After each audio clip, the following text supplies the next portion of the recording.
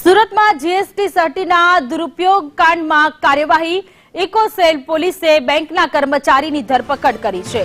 Bogus bank એકાઉન્ટનો ખેલ ચાલતો હતો। આરોપી આર્થિક ફાયદો મેળવવા ષડયંત્ર રચ્યું હતું। મૂળ ભાવનગરના વતની હાર્દિક ગુરિયા ઝડપાયો છે। આરોપીએ 2 પેઢીના એકાઉન્ટ ખોલ્યા હતા। બોગસ બિલિંગ કરી હાર્દિકે ટેક્સ ક્રેડિટ મેળવી હતી। પિરલ ટેક્સ અને લીલા ટ્રેડિંગ નામની પેઢી ખોલી હતી।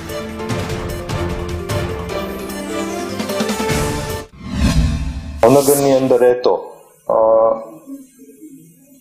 એક ઈસમ એમને એરેસ્ટ કરવામાં આવેલ છે, જે એક્સિસ બેંકના sales executive business development executive Hardik Ramesh Guriya એમનું નામ છે।